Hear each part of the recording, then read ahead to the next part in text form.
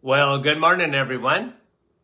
And once again, welcome to another live this morning. And we're always thrilled to have you come on live if you can. We appreciate it big time. And we want to say hello. Let's see who comes up that Trinity. I'm almost positive it will be Sandy, you're number one. You broke up the Trinity. Mike, Andrea, and Brahim, you're 2, 3, and 4. Sandy, you came in the top. Lynn, Aurora, how are you? Nativity, good morning to you.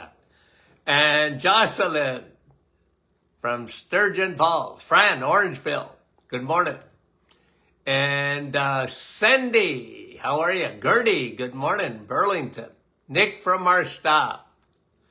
And Suzanne and Danielle, Papineau, hello. And Sean, there you are, my friend. Lori and Ryan, Sarasota, Florida. Kevin.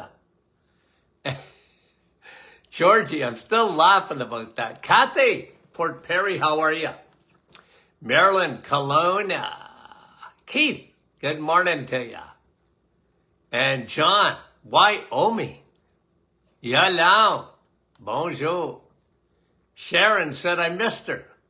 Did you go up in the clouds right away? Rosalinda, Niagara Falls, Nativity, saying there's lots of snow. Judy from Newfoundland, Milika from Stouffville, and Heather from Miramichi.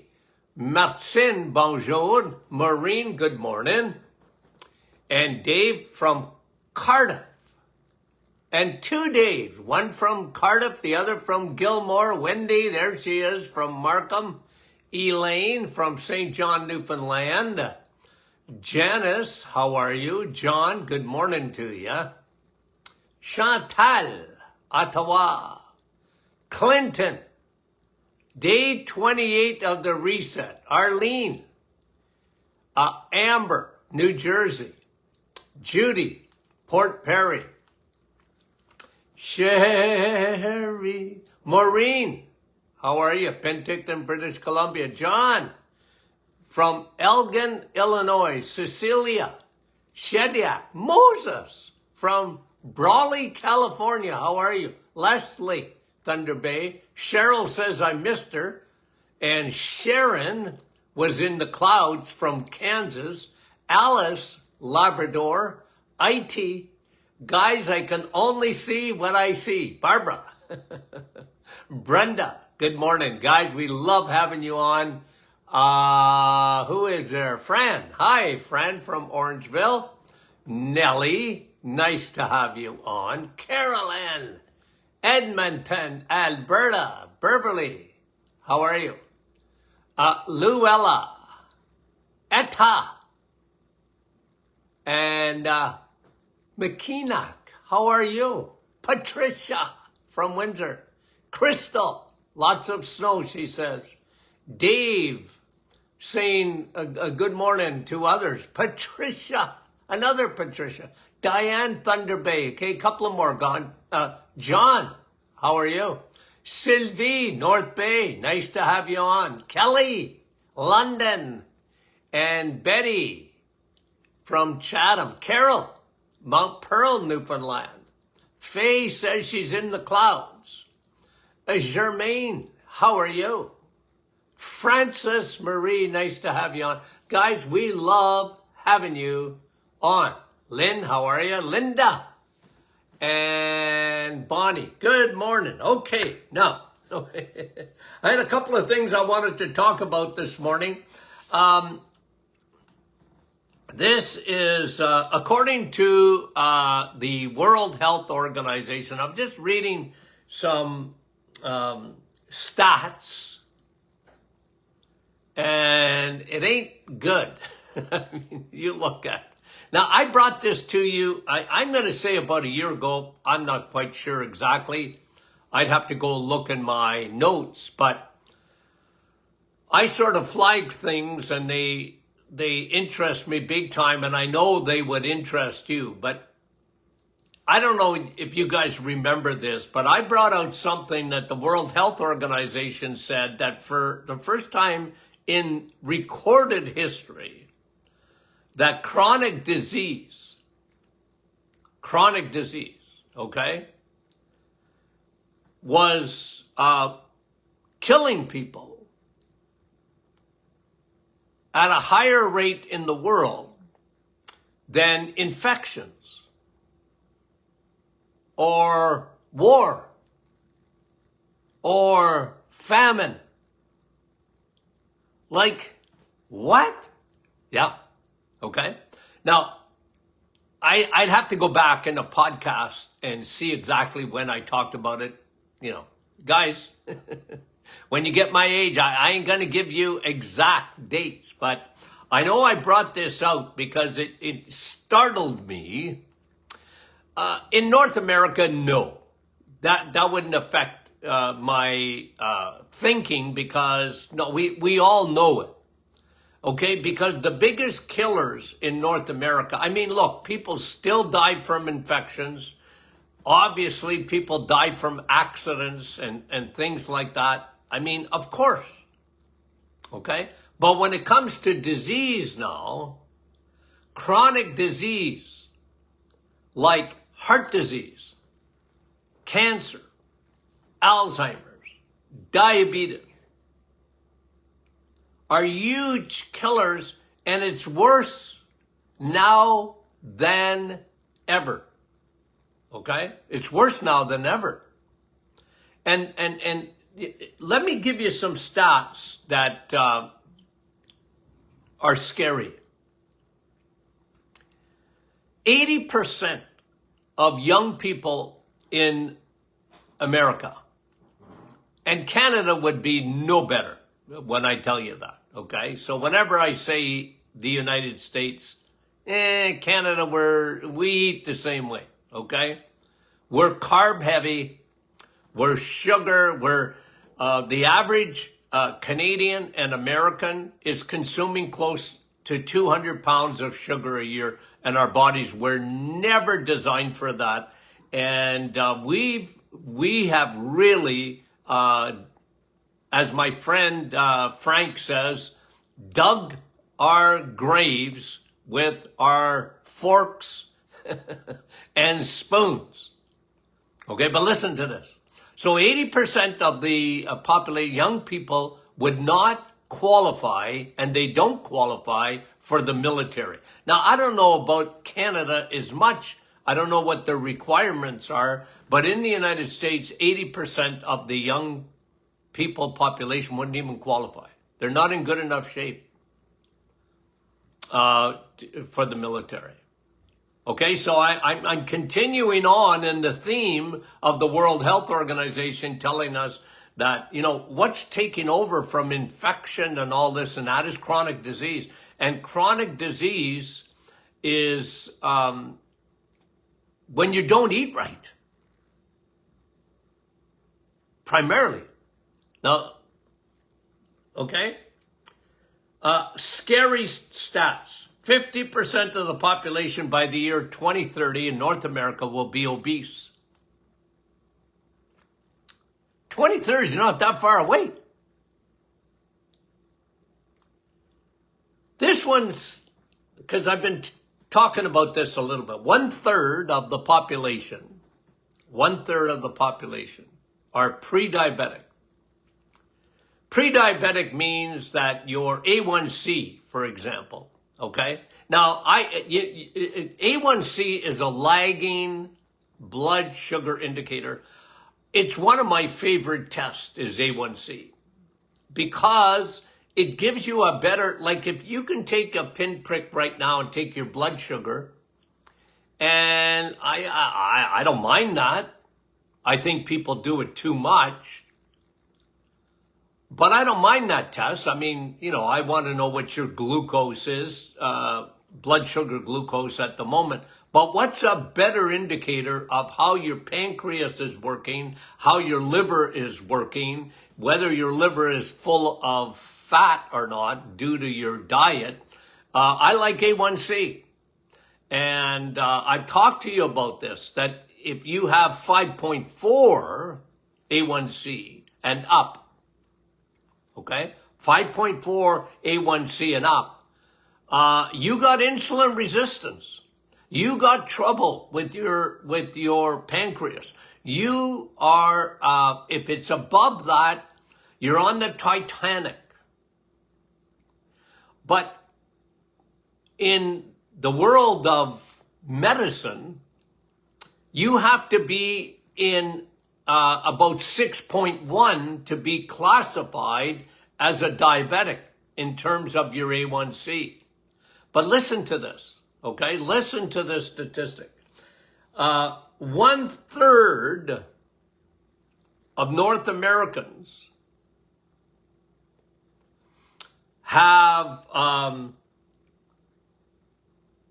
they're above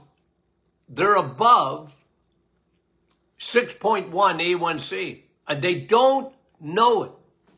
They don't know it. 8 out of 10 people have higher A1Cs, and they don't know it. They're in, like I said, I mentioned this yesterday. I'm not big so much on pre-diabetic because effectively you're a diabetic. There's no really thing of pre. And the problem is with when you call it pre, it doesn't scare people enough. I used to do the urine test in my office. And that would tell you a way ahead of time too, because you know what the first thing your body does? Your body wants to get rid of sugar. So you know what it does? If your sugar is high, the body will get rid of it and it'll be found in your urine. That's why I love the urine test.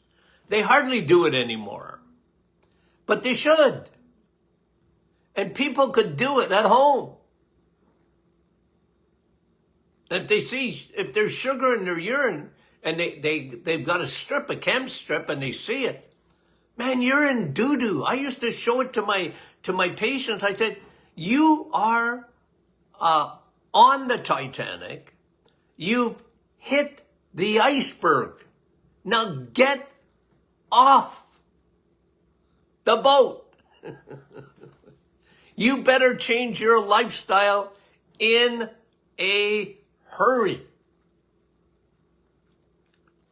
I remember one guy, just because, men, when it comes to their health, not all men, okay? We got men on here, a lot of men, and you're interested in your health, and I give you guys high fives, okay? Because you're interested. But here was a typical male in my office, a typical one, not always, okay? Why are you here? I don't know. Who made you come? My wife. How you feeling? Good. And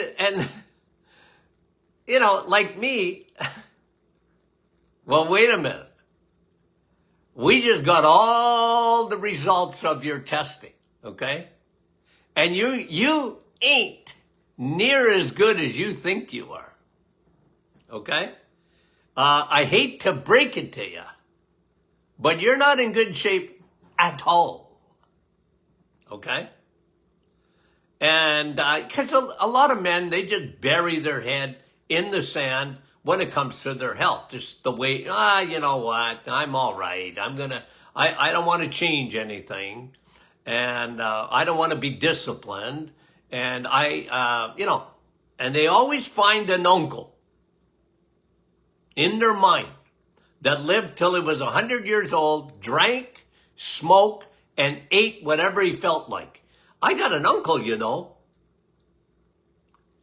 And, they kind of hide behind that. I'm going to live till I'm 100 and I'm going to do what I feel like. No, you're not. Okay? And your uncle lived that long only by the grace of God. Okay? It wasn't because of, what he did and what he ate and whatever. By the grace of God, he didn't drop dead earlier, because most people do. Now, okay. Scary stats. These are scary stats. Like a third of the population, 50% of the population will be obese by 2030.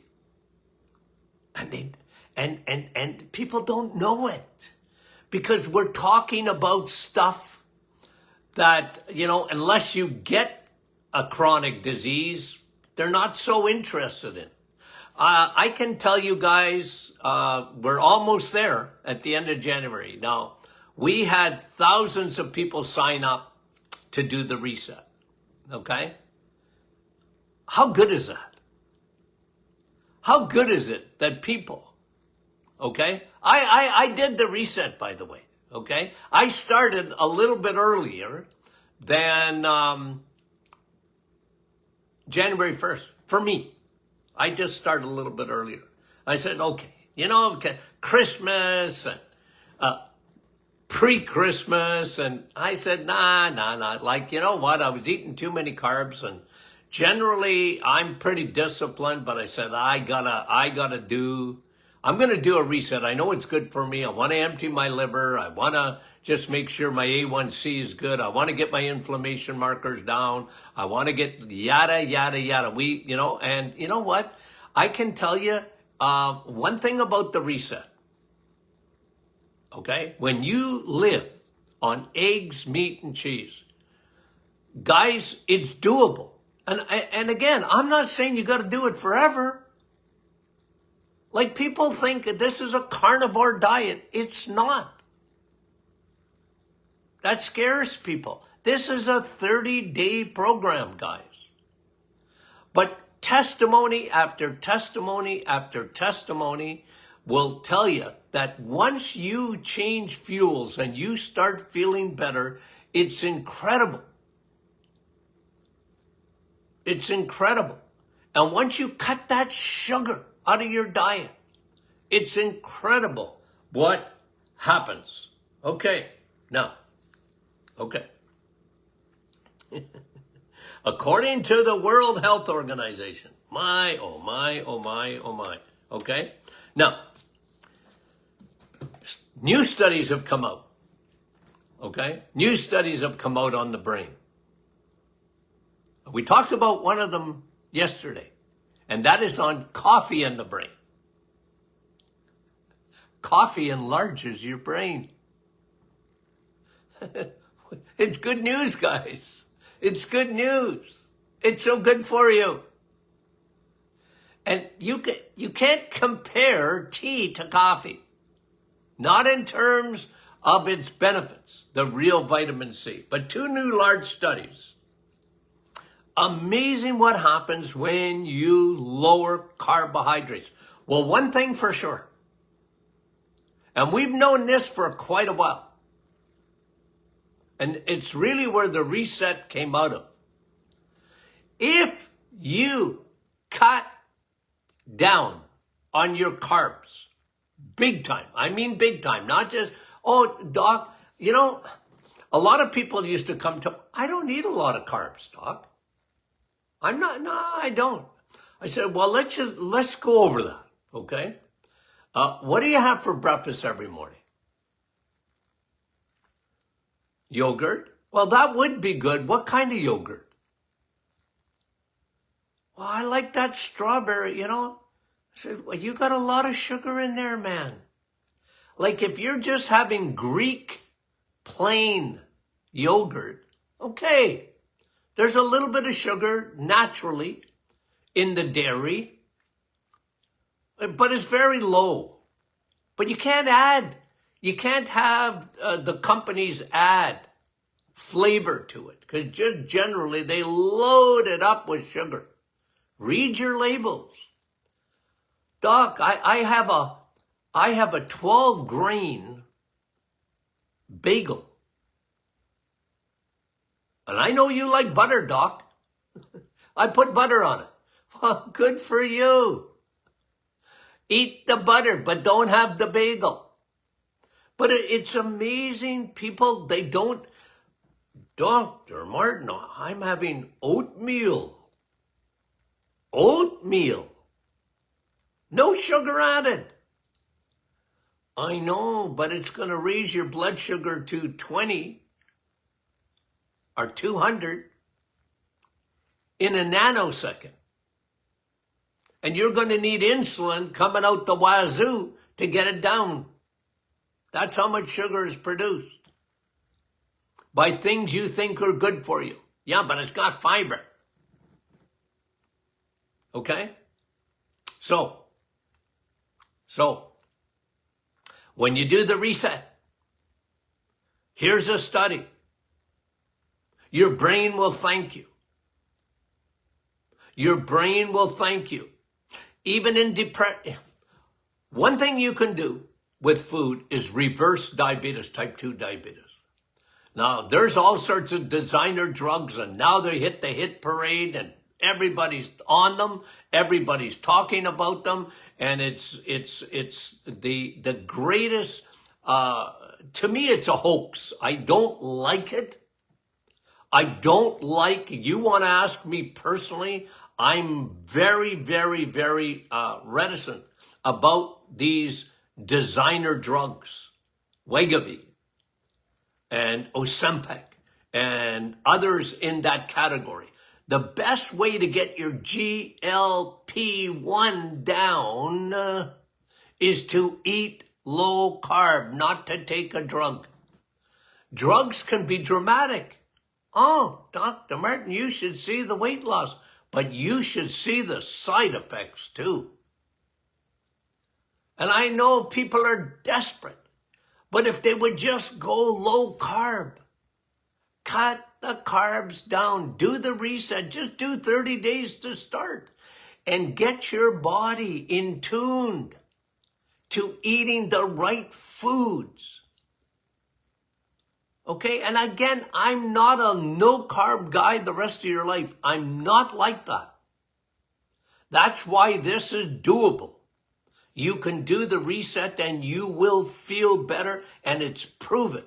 I've proven it to tens of thousands of patients, tens of thousands and more now, and counting. Okay, and counting. Why? Because when you lower carbs, you lower your insulin. You lower your blood sugars. It's in health-wise, there's nothing like it. You cannot out-exercise a bad diet. You can't out-supplement a bad diet. You can't out-medicate a bad diet. You cannot out-medicate it.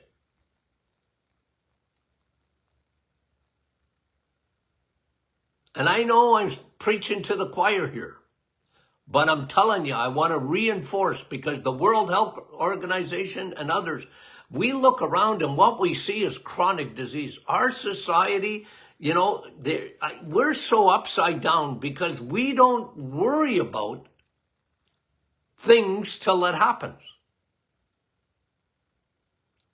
And, just to keep up in the news today, Robert F. Kennedy Jr. is going in front of the Senate to be confirmed as health secretary. Right? And I hope he gets through. You watch the pushback, though. There'll be major pushback against him. Why? Why? Because the big pharma. Do you think big pharma is on our side when it comes to diabetes? The scourge in our society? Do you think they want anything changed? And you watch how they will tackle that man, because he's gone after the pharmaceutical companies in his past. He just wants to make them accountable. And And look, I know it's not going to change the world. It won't. Because we need a major paradigm shift, and food is of the most importance. But I'm not even holding my breath for that to happen.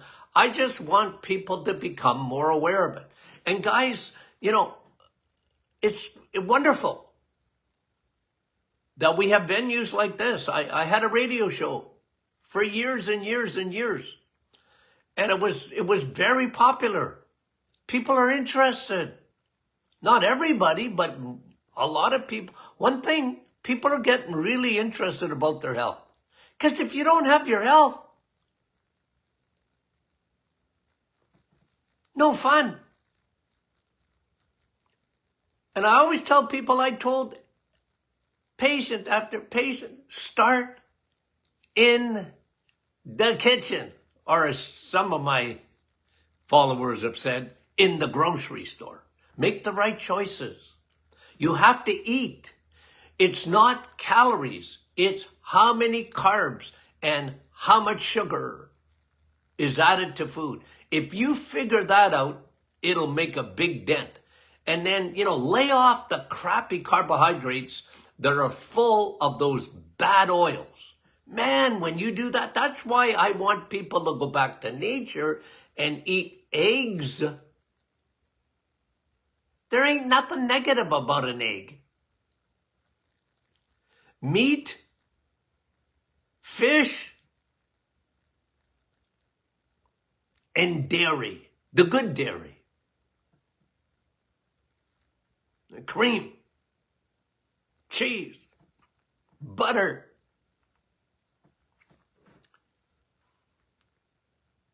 And plain yogurt. Okay, that's all right. You can have it. I love dairy, guys. But when you live on that for a month and you see all the numbers, because a lot of people, it's just weight loss. Okay, weight loss, okay. It's the best way to lose weight. It's the healthiest way to lose weight. And when you lose weight in eating the right foods, you're going to be burning fat as fuel and not burning muscle. Because that's the problem with these weight loss meds. You're burning muscle away.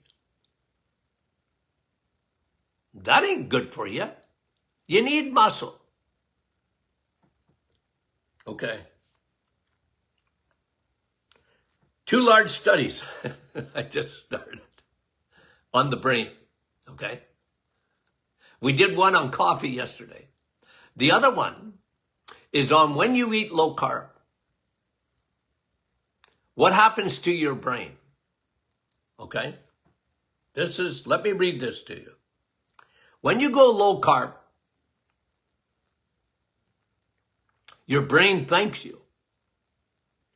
And those with shown improvements, let me list the conditions where you show an improvement.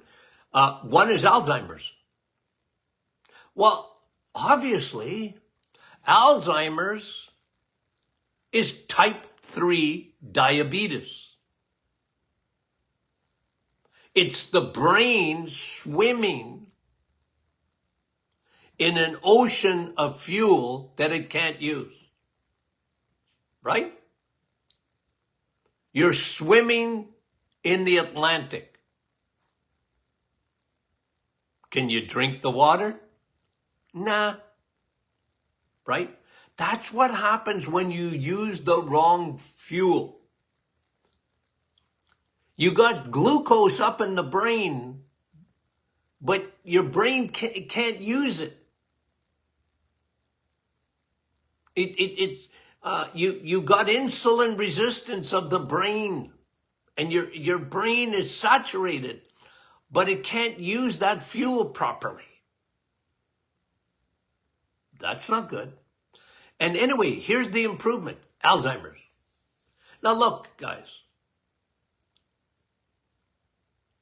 If you have Alzheimer's, or someone has Alzheimer's, it's a degenerative condition and so far not reversible. And the other thing too, just by the way, meds thus far for Alzheimer's have been a colossal failure because they're not, the problem with a medication, at least what they're doing is that they're not getting to the problem. They're trying to fix the plaque in the brain with drugs. It hasn't worked and it won't work because it's not the problem. There may be plaque in the brain, but why? Wrong fuel. The wrong fuel. Your body is designed to burn eggs, meat, and cheese, fat, and protein. The combination, the best fuel in the world. Your brain thrives. And they're showing, even in these large studies, Alzheimer's improves on a low-carb diet. Parkinson's improves on a low-carb diet. Now, again, we would much rather prevent those disorders. Now, Parkinson's isn't completely all about sugar. I mean, I think it has a major effect. It's why we see so much more of it. But there's heavy metals, there's yeast, there's leaky gut. But again, when you go low carb, you're helping all that because you're not feeding the bears. You're not feeding yeast. Yeast needs sugar. What did we learn yesterday? Even in infection, bacteria thrives with sugar. Imagine when you cut it out to your immune system. Epilepsy. Well, we already knew that about epilepsy for a long time. You can go back to the turn of the last century. And we knew about the low-carb diet, high-fat diet, and epilepsy. It was documented and well researched at the time. Cut out the carbs, cut out the sugars, and epilepsy was, almost cured. And then, now, people don't even know about those studies. Bipolar. Yes, guys, large studies on bipolar, schizophrenia. Change the diet. It's foundational, guys. It's foundational. Depression and anxiety. There's so much being written now on the mitochondria, guys. Okay, what is mitochondria again? Those battery packs. Every cell in your body, your brain cells, they got battery packs. And we're learning so much more that the mitochondria at that cellular level gets damaged. Why? One of the biggest factors is the wrong fuel. Your mitochondria are looking to produce the best fuel, ATP, and if you give it garbage, you're damaging your mitochondria. Large studies.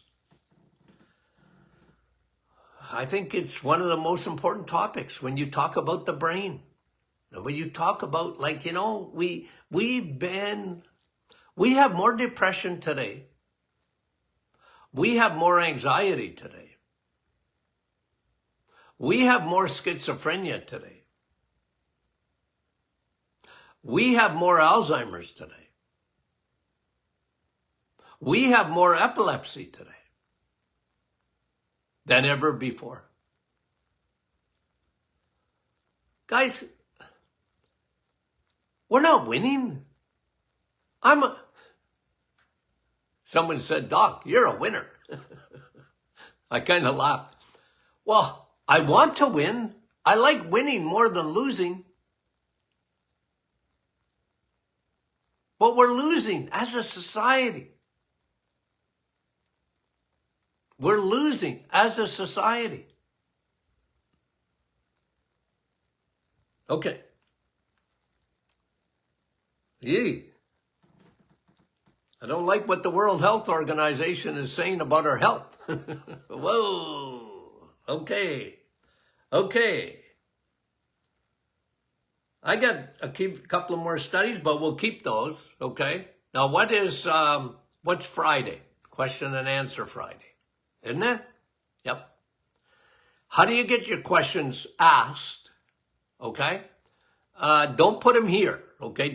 I know you want to ask your questions and it's a good thing, but if you could write it down and send an email to info@martinclinic.com.